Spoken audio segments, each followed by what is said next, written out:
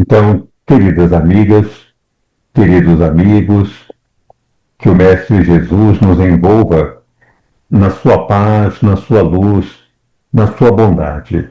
Aliás, um domingo muito especial para falarmos exatamente sobre ele, né? Sobre o seu exemplo de experiência e enfrentamento do sofrimento. Ele que nada devia, passou por experiências muito difíceis. Nós, que estamos ainda num certo grau de comprometimento moral, estamos nos aperfeiçoando, estamos ainda como aprendizes, às vezes renunciando ao bem que nos foi dado como instrumento de realização no mundo, ainda estamos um pouquinho afastados dele, mas de alguma forma nos aproximando também, pouco a pouco. E como veremos, o sofrimento é o grande trampolim que podemos abraçar para nos elevar na direção de Deus.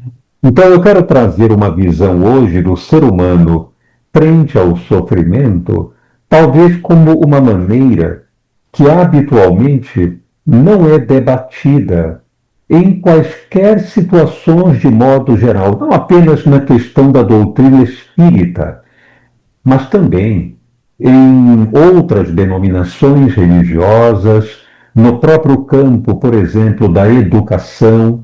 Nós vamos ver uma visão do sofrimento que eu particularmente acredito ser a mais apropriada para colaborar conosco no nosso progresso evolutivo.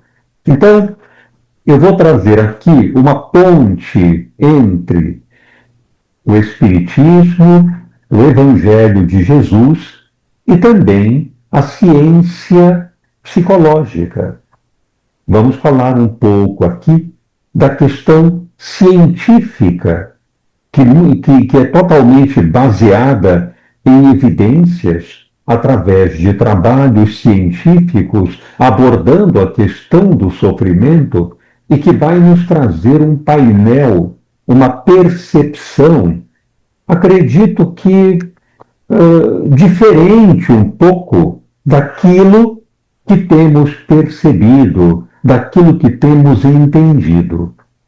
O psiquiatra austríaco, já falecido, em 2 de setembro de 1997, ele faleceu aos 92 anos, praticamente em pleno trabalho, em plena atividade. Esse psiquiatra, chamado Viktor Emil Frankl, foi o fundador da psicologia espiritual, conhecida como logoterapia, uma terapia centrada no sentido da vida.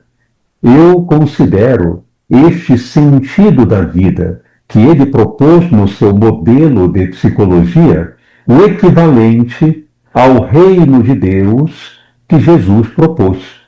O reino de Deus, na nossa visão pessoal, caracteriza-se pela busca do sentido superlativo da vida.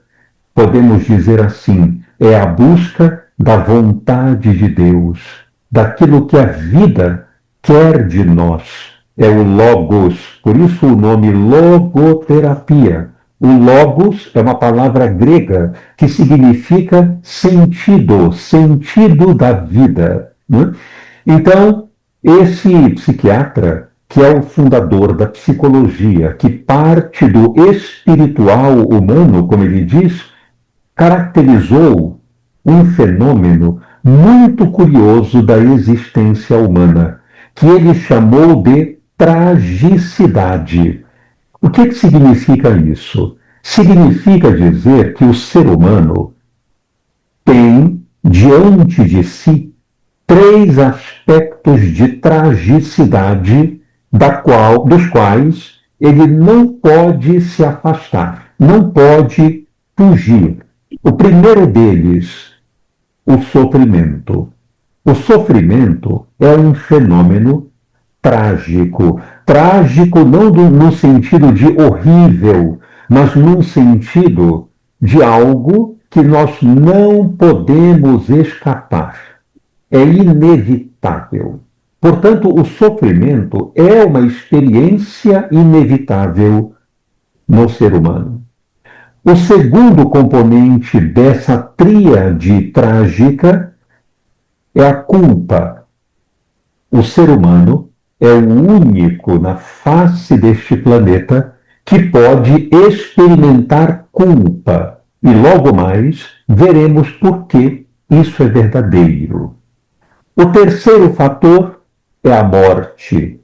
Todos nós, inevitavelmente, passamos pelo fenômeno biológico da morte. E isso ainda é um fator também de sofrimento. Portanto, o sofrimento em si, as experiências de dor, a culpa, que também é um fator que nos leva ao sofrimento, e a morte, que de uma certa forma, ainda tão pouco compreendida propriamente por nós, ainda é um fator de angústia e sofrimento. Esses três fatores o ser humano não pode escapar. São fenômenos trágicos, por isso o nome trágicos, quer dizer, não dá para fugir deles em hipótese alguma. Eles são fatais, eles estão ali, presentes no dia a dia. Então, o diferencial nosso de seres humanos é sermos capazes de compreender por meio do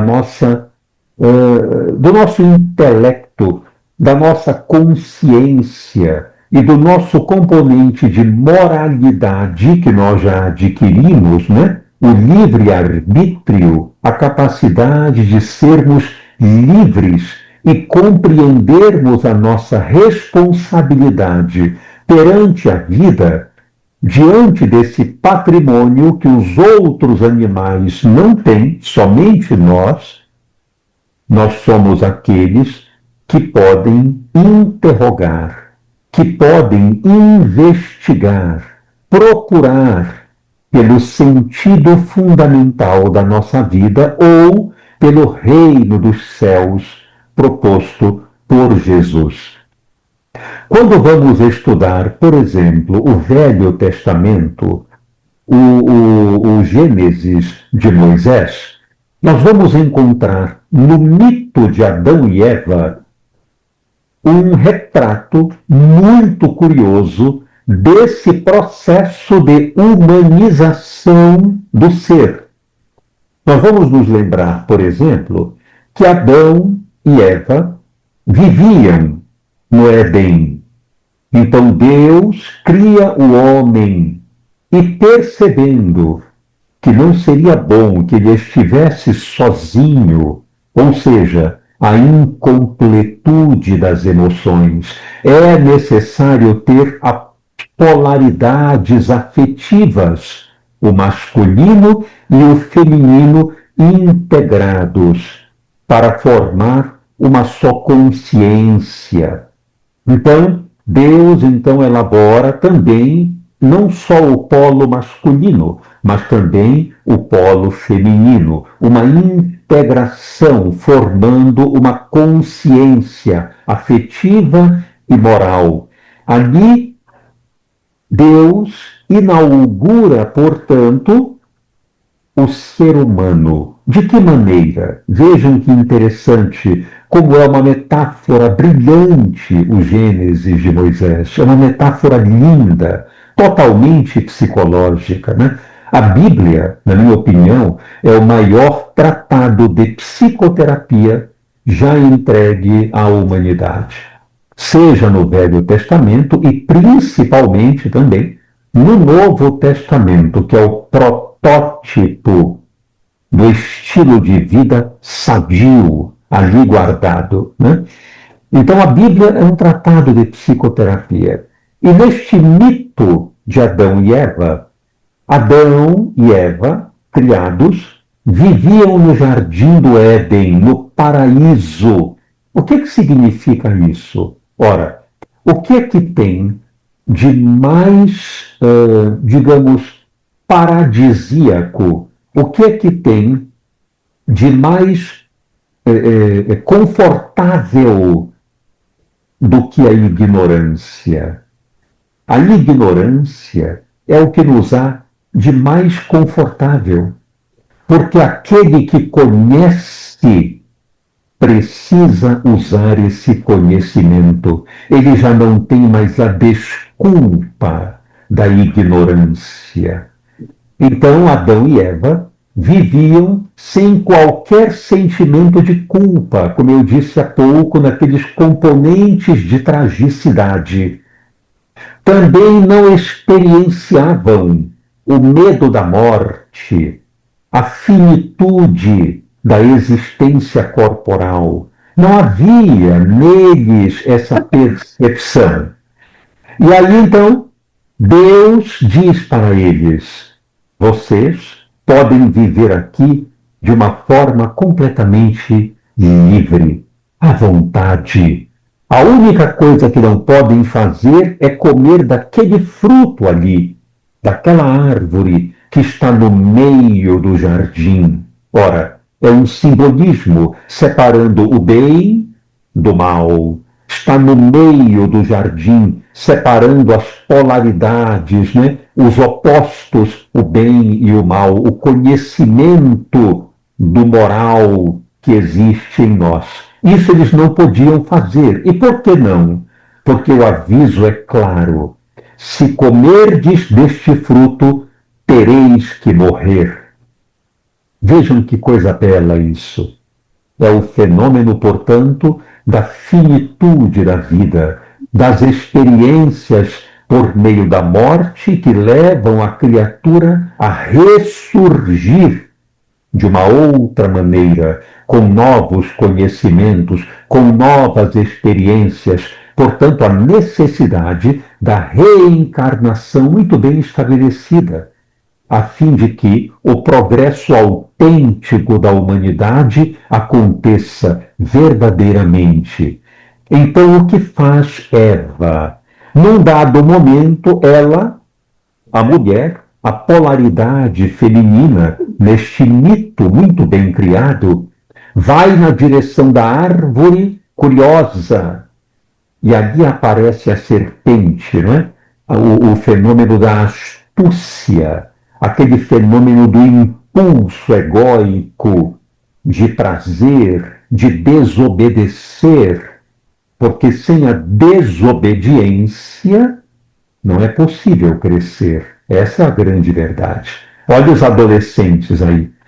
Eles amadurecem desobedecendo, digamos assim, rompendo padrões, caindo, sofrendo, levantando, recomeçando, e assim vão amadurecendo. Então Eva toma o fruto, e a serpente diz para ela: se comerdes, sereis como Deus. Que coisa fantástica isso, né? O conhecimento divino da fenomenologia do bem e do mal. E então Eva come o fruto e entrega para o marido, que também come. E então Deus aparece e pergunta para Adão: que estavas fazendo? Ele então conta que comeu do fruto e que a mulher também havia comido. Então Deus, nesse simbolismo impressionante, os expulsa do paraíso. É claro, acabou a ignorância. Naquele momento tornaram-se humanos, portanto, com a consciência moral. Essa consciência moral determinava neles agora a autoconstrução.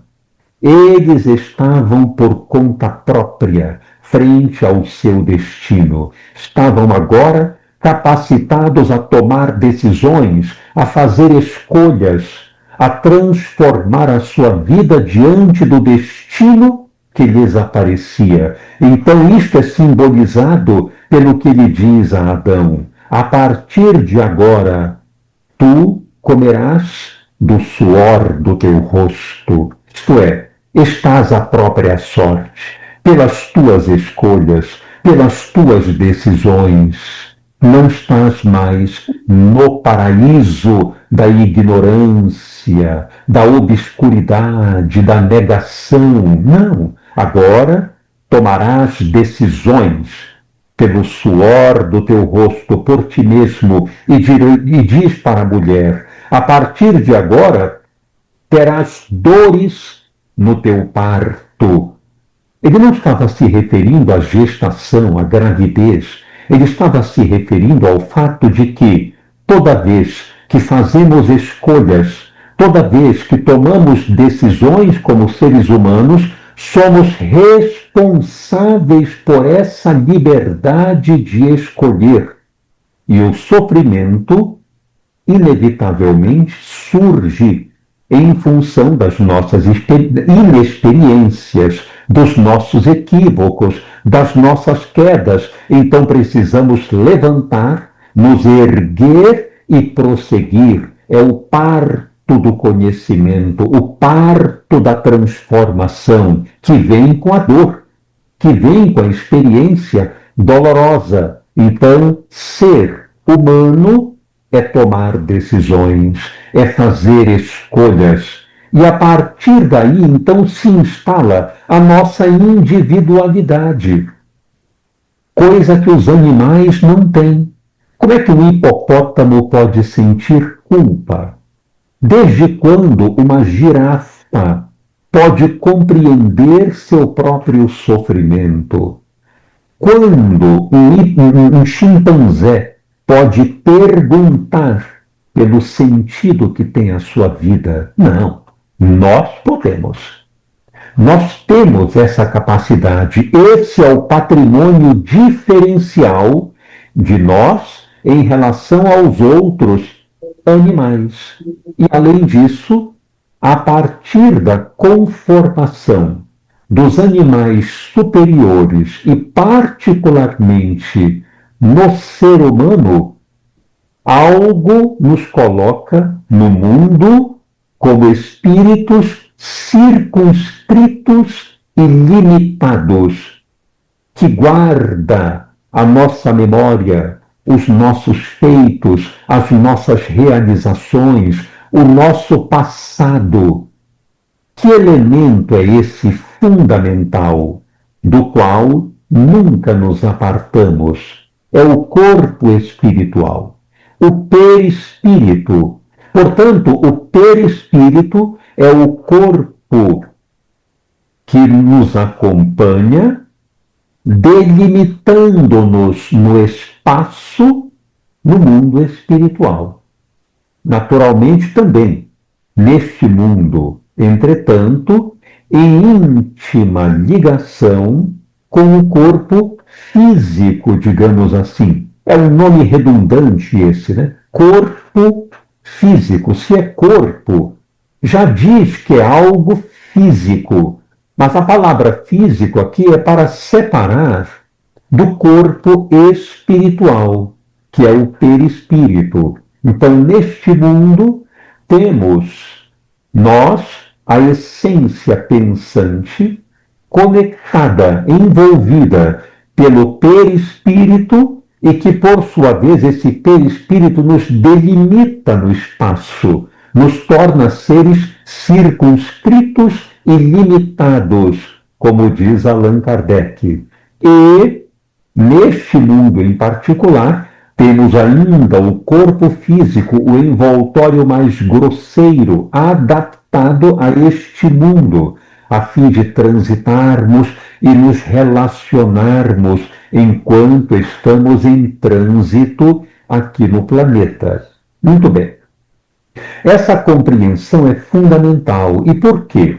Porque quando temos a consciência moral, que é o patrimônio exclusivo da humanidade, tudo aquilo que realizamos, tudo aquilo em que nos envolvemos, aquilo que escolhemos, que decidimos, que preferimos e fazemos, fica guardado, impresso na memória deste corpo espiritual.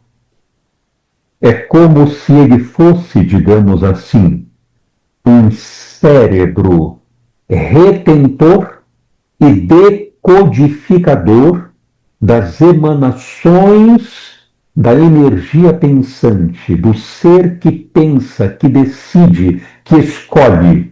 O corpo espiritual, ele detém todas essas informações. E, ao mesmo tempo, ele promove direcionamento da vontade, da volição, fazendo com que realizemos tarefas, nos movamos, nos conectemos uns com os outros. Então, este corpo espiritual, ele é fundamental. E Joana de Ângeles, espírito, denominou o perispírito de modelo organizador biológico, o conhecido MOB. Este MOB, modelo organizador biológico, é justamente aquele, vamos dizer assim, aquele projeto de desenvolvimento do nosso corpo físico ao adentrarmos um planeta para a reencarnação. O perispírito direciona para o corpo físico a forma, como ele deve se modelar, se constituir, o grau de estabilidade que ele apresenta. Este modelo organizador biológico tem muitas ações sobre o corpo físico, no campo da genética, no campo dos hormônios, das células, de todos os organismos que compõem os nossos tecidos, a nossa circulação. O perispírito, portanto, ele é o molde, a forma com que sai a matéria de que somos constituídos aqui. O perispírito é como se fosse, acho que esse é um bom nome, uma forma. Quando a gente vai fazer um bolo e queremos o bolo, por exemplo, num formato de estrela, o que nós fazemos? Pegamos uma forma que tem o molde de uma estrela e depositamos ali a massa. Depois colocamos no forno, né? Numa gestação. Daqui a pouco, quando percebemos, o bolo surge naquele formato de estrela. Mas se a forma tiver uma pequena anfractuosidade, ela estiver um pouquinho torta, o que vai acontecer com a constituição do bolo? Vai sair também do forno com aquela deformidade, com aquela alteração que tem na forma. Então, o perispírito é o modelo organizador biológico. Isso tem fundamental importância, porque como nós agora caminhamos no mundo por meio da nossa consciência moral e somos autores das nossas ações, autores da nossa relação com o destino que está diante de nós, autores da nossa vida, tudo aquilo que acontece fica impresso como uma marca em nós, como, digamos, um carimbo das nossas realizações. Uma nódoa que nós esfregamos, não sai, permanece conosco. E quando reencarnamos, levamos esse patrimônio que está memorizado nas tessituras do perispírito para o próximo organismo que vamos compor para viver aqui no mundo. Levamos conosco todos esses conceitos, todas essas memórias, todas essas lembranças, todos os conhecimentos, tudo que realizamos, levamos conosco. E aquilo sai dali uma impressão para o corpo físico. E muitas vezes é isso que denominamos aqui neste mundo de doença. A doença nada mais é do que uma memória de antes, de outras experiências. Experiências às vezes longínquas, outras mais recentes. Experiências de decisões, experiências de escolhas, experiências de realizações, daquilo que plantamos, que semeamos. Toda essa memória influi nos genes que recebemos do nosso pai e da nossa mãe, e que são elementos que compõem o novo corpo, mas o perispírito daquele que é o reencarnante interfere diretamente naquela composição de genes, a fim de que aconteça aquilo que é necessário para o processo evolutivo daquele indivíduo. É o que nós chamamos, por exemplo, de doenças autoimunes. É o que chamamos, por exemplo, de doenças genéticas. E são muitas doenças.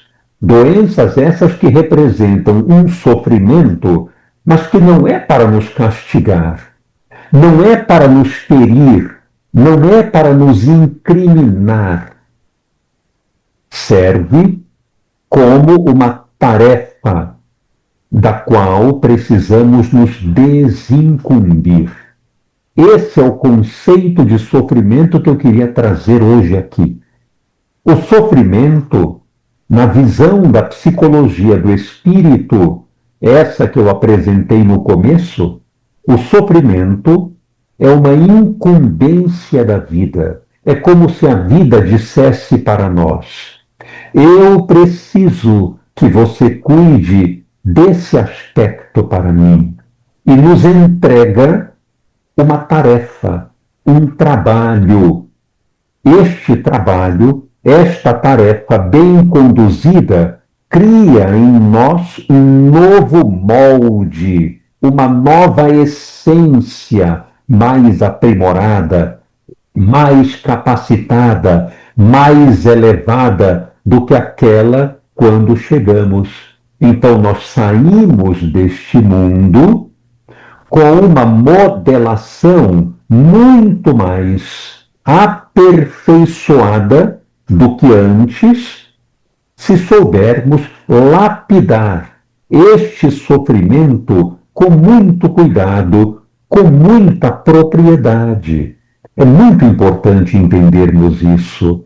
Então, o sofrimento não é castigo, o sofrimento não é a ira de Deus. Não, o sofrimento nada mais é do que uma tarefa que Deus nos entrega e diz assim: eu preciso que você cuide bem disso, a fim de que, lá adiante, você se transforme em alguém melhor, porque é isto que eu quero, que você seja feliz, que você cresça, que você amadureça, mas para isso eu preciso que você trabalhe com estes elementos aqui.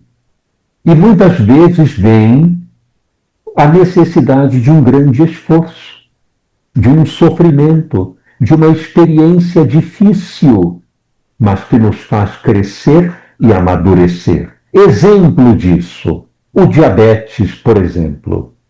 O diabetes, sobretudo o diabetes tipo 1, aquele que aparece predominantemente na criança, é uma doença tipicamente autoimune. O próprio indivíduo, o seu organismo, começa a produzir soldados, digamos, anticorpos ou soldados contra componentes dos seus próprios tecidos. Vejam, é uma autoagressão. Então, as células da ilhota do pâncreas sofrem uma agressão de anticorpos que o próprio indivíduo, o seu próprio organismo produz. Mas observem que isto já não é mais voluntariamente, é inconsciente, é um automatismo, é uma memória que nem a pessoa sabe, porque ela esqueceu. O esquecimento do passado é uma dádiva que a vida nos proporciona para podermos recomeçar no mundo, numa outra experiência encarnatória.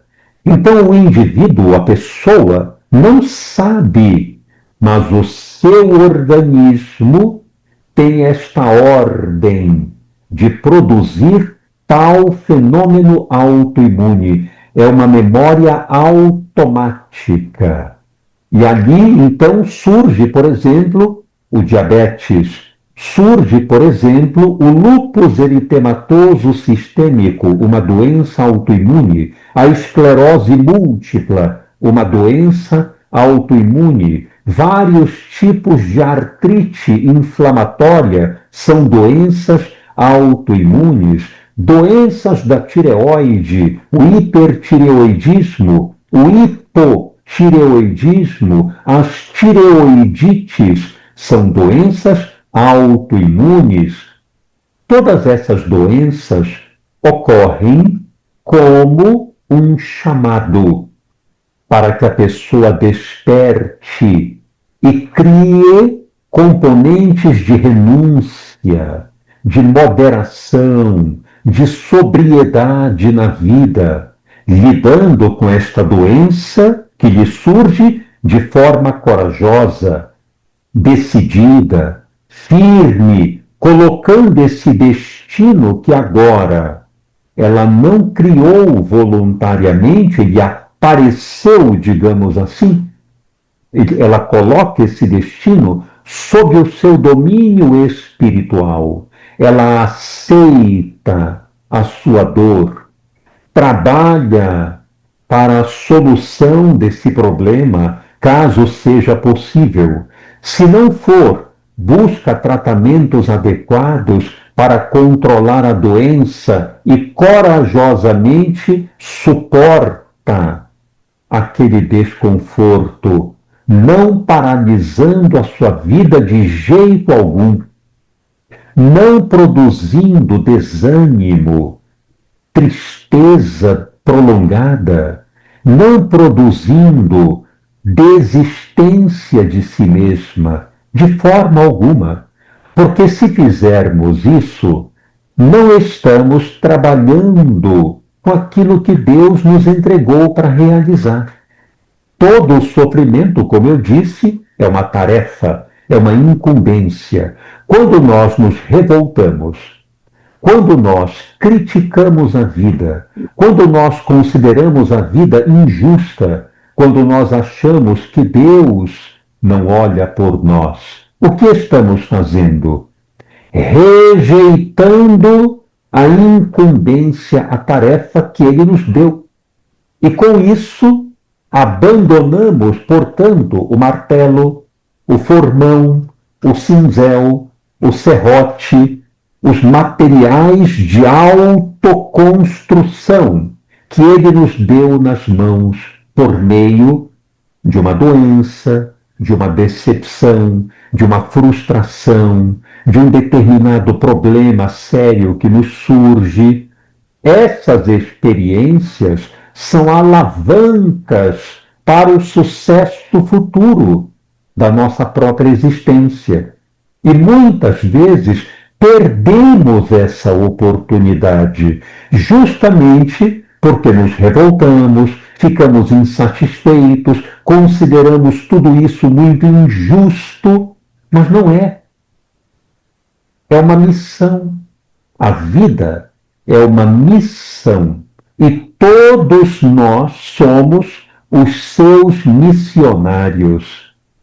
Nesse momento da nossa existência, agora, hoje, onde nós nos encontramos, é o lugar de trabalho e de esforço que nós devemos aplicar o melhor de nós. É isso que precisamos fazer. É aquele psiquiatra, o psiquiatra austríaco Viktor Frankl, que eu citei há pouco, ele tem uma percepção que eu considero excepcional. E esta percepção, se estudarmos cuidadosamente o Evangelho, veremos que há uma conexão muito próxima. Ele diz, o psiquiatra, o homem, a criatura humana, tem uma liberdade limitada.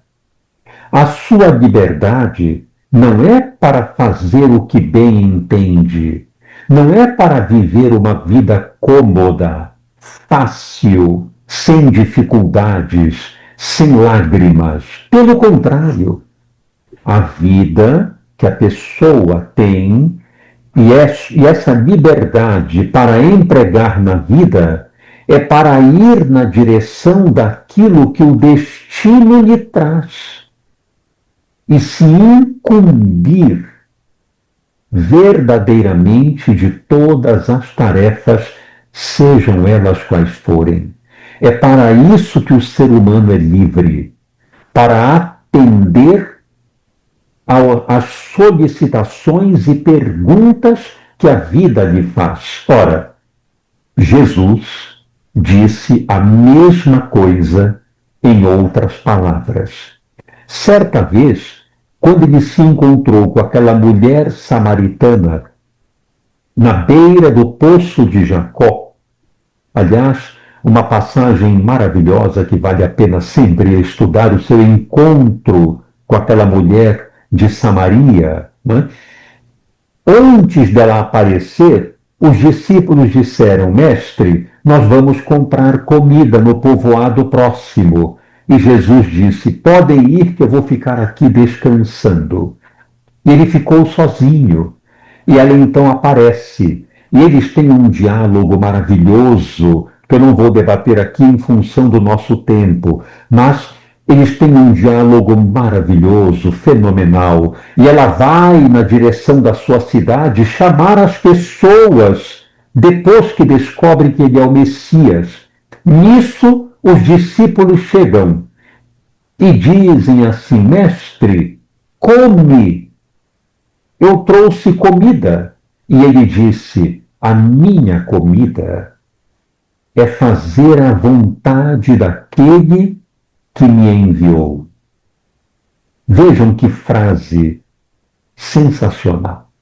A minha comida é fazer a vontade daquele que me enviou. É isto que me alimenta. Claro que eu preciso do pão material. É lógico, eu tenho um corpo, tenho que comer. Mas não é isso que me alimenta, que me dá sentido para a vida, que me mostra interiormente o reino construído em mim. O que me faz isso é fazer a vontade daquele que me enviou. Então, a nossa liberdade de seres humanos é para fazer a vontade de Deus. Não é para fazer o que bem entendemos. Eu não tenho dúvida, hoje, no meu raciocínio, de que o que nos leva a agravar a nossa condição no planeta a nossa condição de saúde, a nossa condição de estabilidade, de alegria, de felicidade. O que mais compromete isso é querermos usar a nossa liberdade para fazer aquilo que acharmos melhor. Doa a quem doer. Esse é o grande problema. É o que estamos vendo hoje em meio aos grandes países que estão em guerra.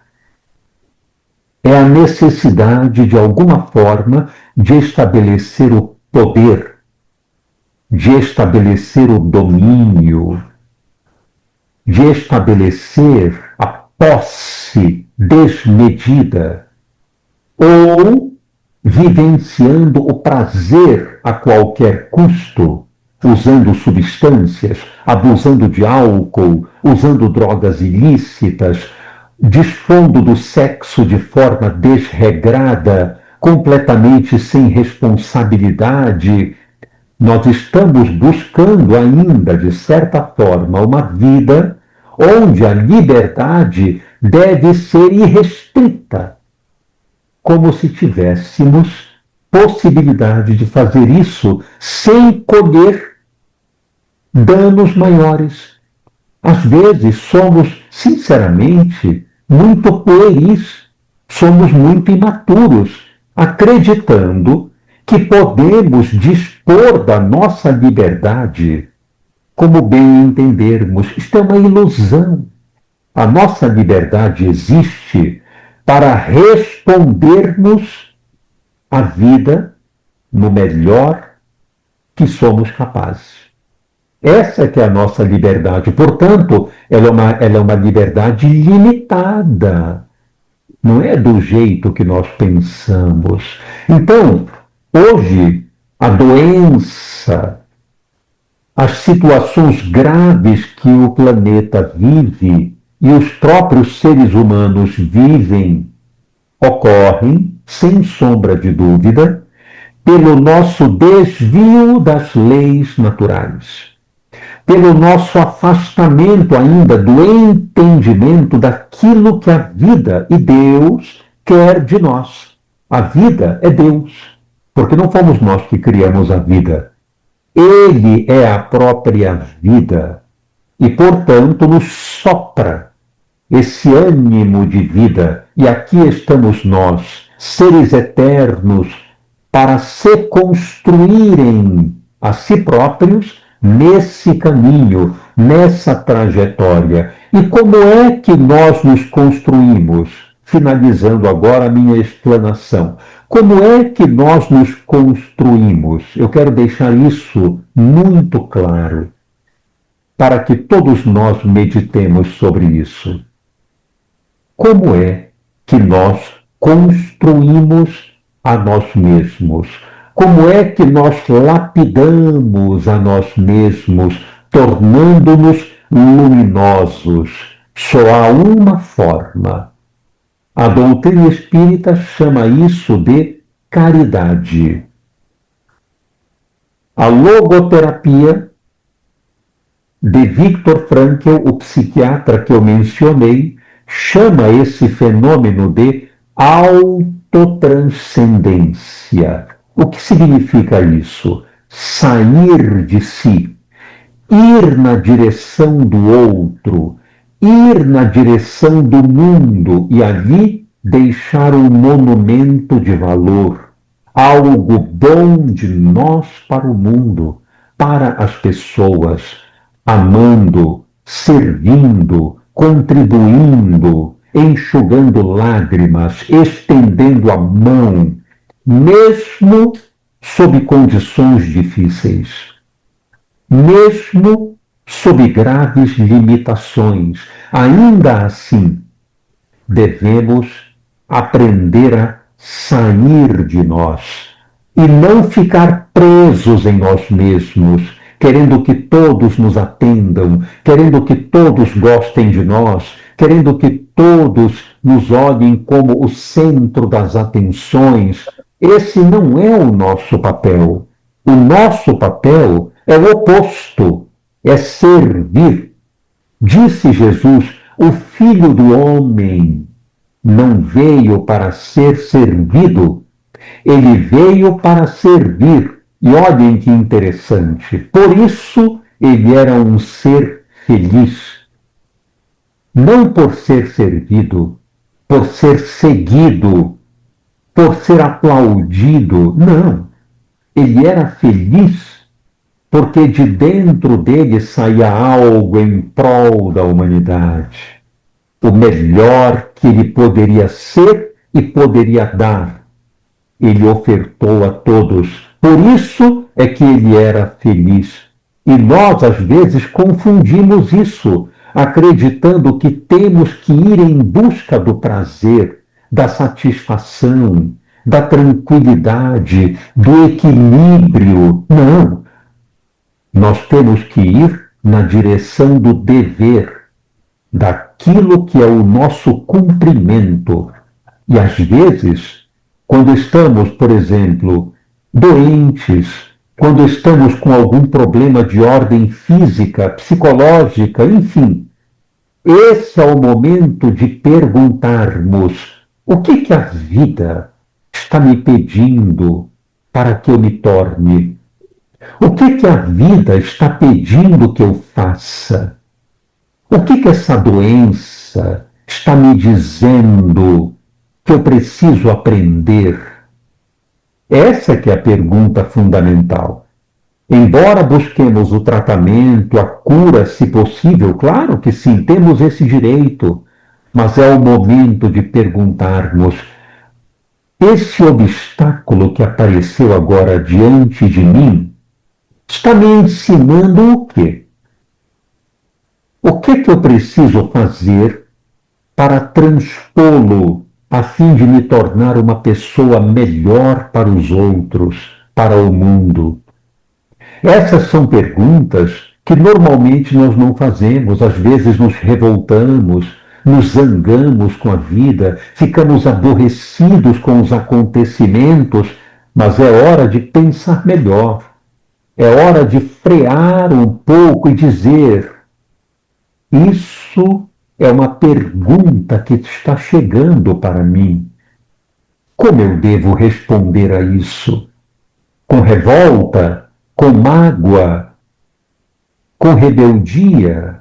Ou com tolerância, com compreensão e com capacidade resolutiva? Como é que eu devo me portar diante disso?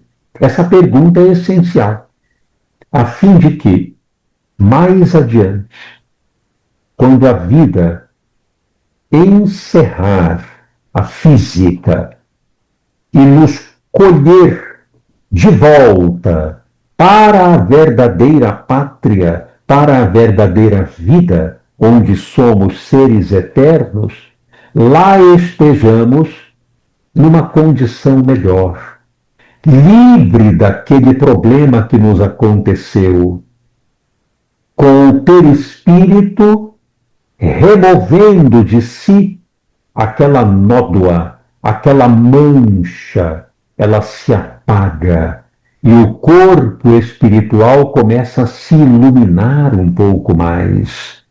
E numa próxima experiência, não mais chegamos com aquele dano, com aquela mancha, com aquela dificuldade. Chegamos numa condição melhor para novas oportunidades, para trabalhos mais felizes, para construções de ideais mais enobrecidos, surgindo, portanto, a felicidade que tanto esperamos.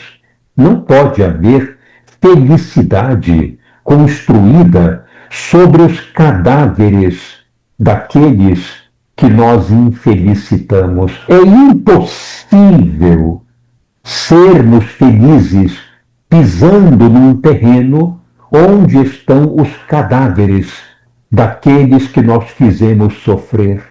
Não é possível ser feliz assim. Primeiro, a caridade. Primeiro, o amor ao próximo. Depois, nos tornamos seres felizes, livres de enfermidades, livres de dificuldades. Essa era a proposta que eu queria trazer para a nossa reflexão e eu fico à disposição para responder perguntas, tirar dúvidas na medida das minhas possibilidades. Muito obrigado, uma excelente Páscoa aí no domingo para vocês e que Deus abençoe a todos. Muito obrigado. Bom, primeiro, um comentário a respeito de como podemos ser felizes em cima de cadáveres sobre os quais pisamos, é de um impacto, é de uma beleza, de uma poesia realmente espetacular. Há tradições que ensinam que quando a gente gera negatividade em relação ao próximo, a primeira vítima somos nós mesmos, né? Então, se geramos raiva, por exemplo, a primeira vítima desta raiva somos nós mesmos. Como que Viktor Frankl explicaria, do ponto de vista psíquico, esse processo? Veja, todo o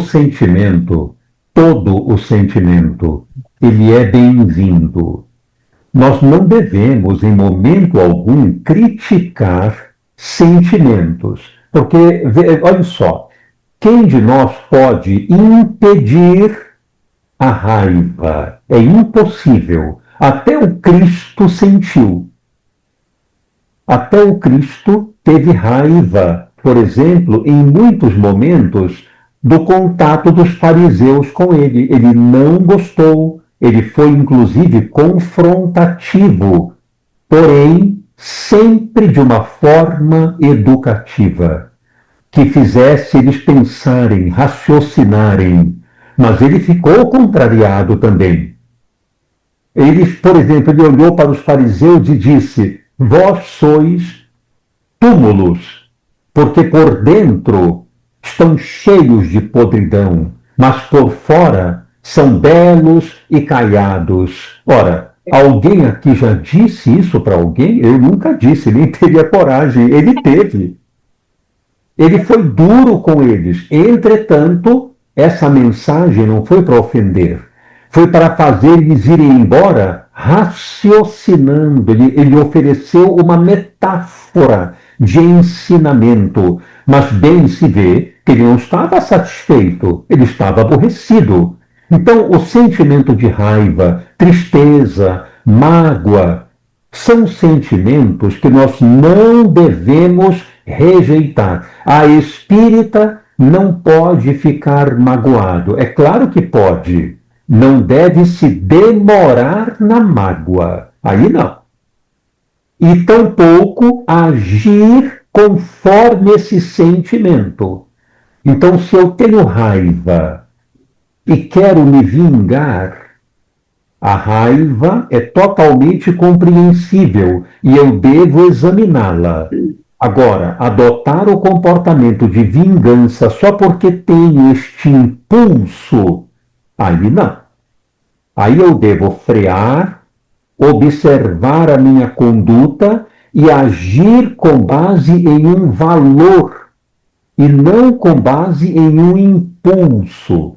Então, Viktor Frankl, respondendo à sua pergunta, então, ele tem uma frase magnífica que eu mesmo em terapia uso muito com os meus pacientes. Ele diz assim: entre o estímulo, o acontecimento e a resposta a esse acontecimento ou estímulo, existe um vão, bem aqui no meio. Este vão é o terreno da nossa liberdade. É o momento onde nós decidimos que resposta vamos dar.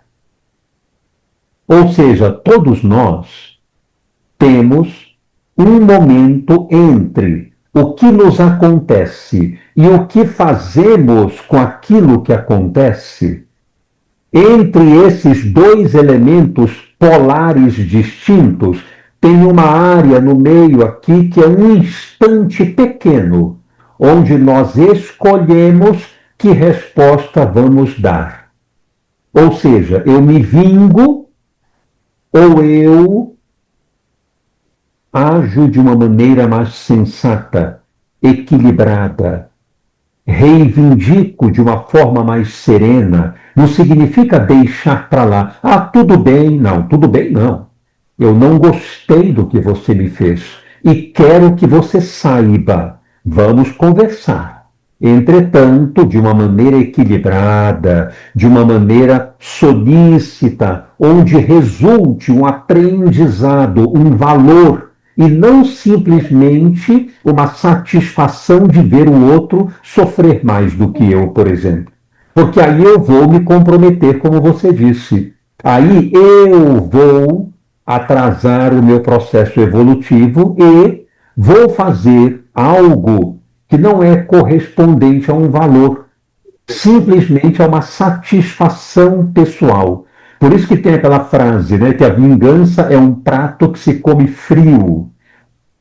Ou seja, quando eu faço algo simplesmente para me satisfazer com a dor do outro, ver ele sofrer, logo em seguida me vem um vazio e eu me pergunto, bom, eu consegui o que eu queria, e agora?